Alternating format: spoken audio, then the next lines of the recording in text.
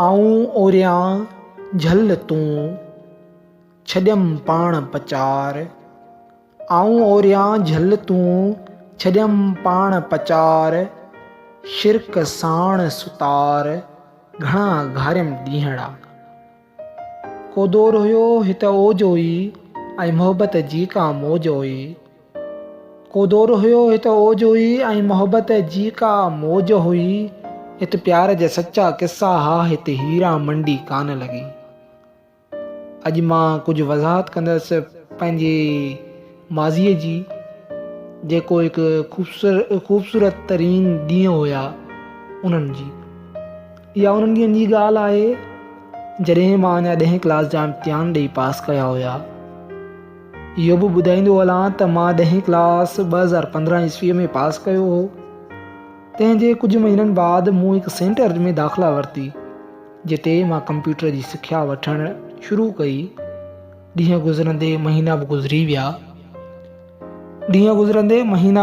विया। पोइ ईअं थियो जो हिकु ॾींहुं साॻई सेंटर ते अंग्रेज़ी जा नवां क्लास शुरू थिया, जंहिंमें मूं त दाख़िला कोन पई वरिती, पर वॾे भाउ जे इसरार ते मूं दाख़िला वरिती। मूं अंग्रेज़ी जी सिख्या वठण लाइ डेमो क्लास कोन वरिता हुया। बहरहाल शुरूआत वारे ॾींहंनि में शागिर्द काफ़ी हुया ऐं असां छोकिरनि जो मिक़दार बि कुझु झझो हुयो। तंहिं करे क्लास वठण में मज़ो बि ईंदो हुयो ऐं भेट जे तौरु मां उन्हनि खां पंहिंजे पाण खे मथां करणु चाहियो त जीअं उस्ताद जी नज़रुनि में पंहिंजी जाइ ठाहे सघां। ऐं ईअं ई थींदो हुयो हर भेरी। हर रोज़ु कंहिं नएं तजसुस सां पाण खे उस्ताद ऐं शागिर्दनि आॾो पंहिंजी जाइ ठाहिण में कुझु वक़्तु ज़रूरु लॻो, पर बहरहाल ॾींहों ॾींहुं भेट में मज़ो बि ईंदो हुयो। ऐं मुंहिंजी दिलि पढ़ाईअ ॾांहुं हूअं बि तमामु घणी रही हुई। ऐं मूंखे यादि आहे त मां उन वक़्त ताईं कंहिं छोकिरे या छोकिरीअ सां एतिरो फ्री कोन हुयुमि क्लास अंदरि। पर अचानक हिकु ॾींहुं मूं खां हिकु छोकिरीअ पुछियो त जुनेद, छा अव्हां होमवर्क करे आया आहियो?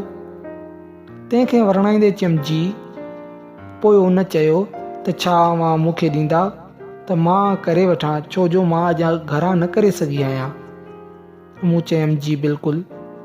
तंहिं बाद मूं पंहिंजो रजिस्टर उन ॾांहुं वधाईंदे चयमि त साईं जे अचण खां पहिरीं मूंखे वापसि कजो, मता साईं अव्हां मथां कावड़ करे। हुन चयो त जी बिल्कुलु।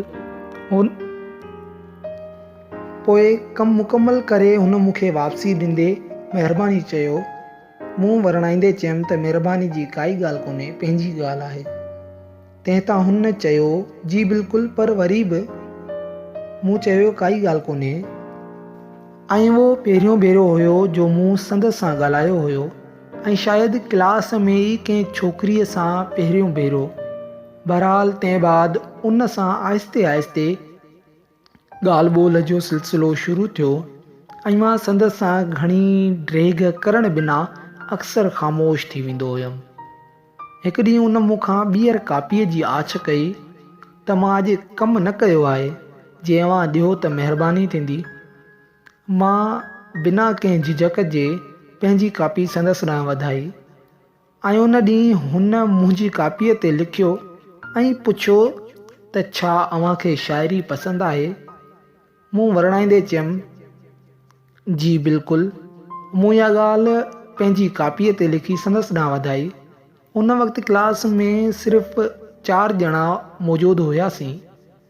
तंहिं बाद उन मुंहिंजी कापीअ जे आख़िरी वारनि वर्कनि खे उथलाईंदे हिकु शेर मुंहिंजी कापीअ ते लिखी मूं ॾांहुं वापसि ॾियो ऐं उन शेर जी वज़ाहत थोरी कंदो हलां त उदास दिलि आलिन अखियुनि जो इल्मु रखजांइ, मुंहिंजी पहिरीं मोहबत जो भरम रखजांइ, हलंदा आहिनि तूफ़ान हज़ारे हिन शइ में, मोहबत न मरंदी आहे इहो अज़म रखजांइ, बेसुकून रूह जेतूं आहे जिगर मुंहिंजो, पंहिंजे नरम हथनि सां मरहम रखजांइ, न दास्तान शेरी न किस्सा ऐं लैला, बसि यादे संदू को मोहबत नज़म रखजांइ, तुंहिंजो सूर रखियो नाॾो हरदम रहे थो राबेल, मुंहिंजो अक्स बि ख़्याल में हरदम रखजांइ।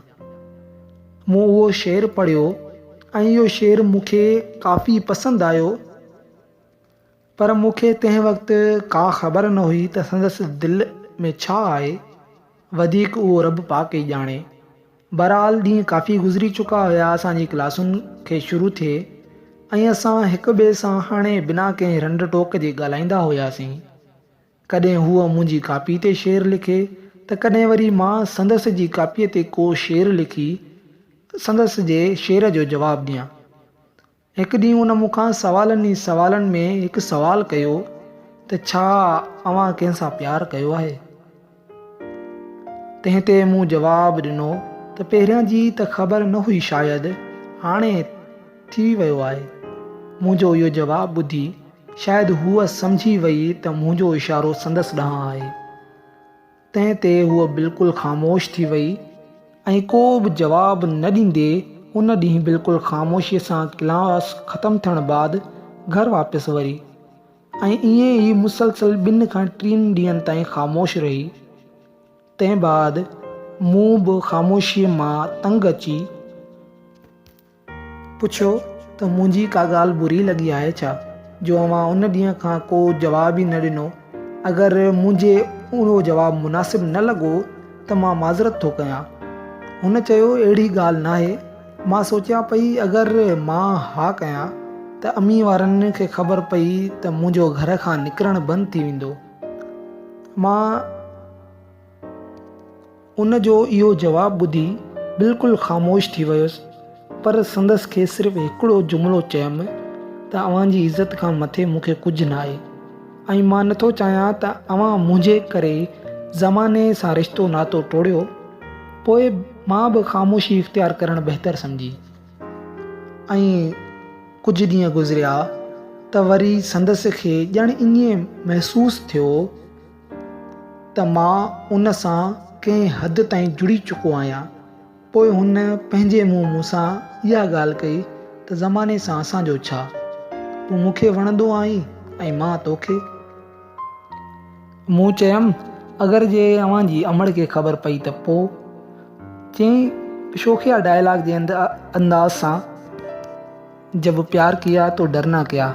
तंहिं तां मूं खणी टहक ॾिनो ऐं असां ईअं ई हिकु ॿिए सां रोज़ु साॻे सेंटर ते मिलंदा रहियासीं।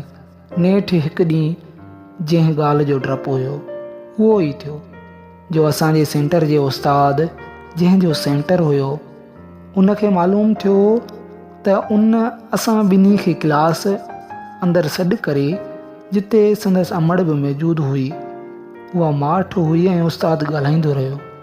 असां ख़ामोश हुयासीं, आख़िर चई बि छा थी सघियासीं। मूं अवल ई संदसि खे चयो हुयो त ज़ालिम ज़मानो आहे। उन ॾींहं खां अॼु ॾींहं ताईं संदसि जे दीदार लाइ राह घिटी घिटी तड़कियो आहियां।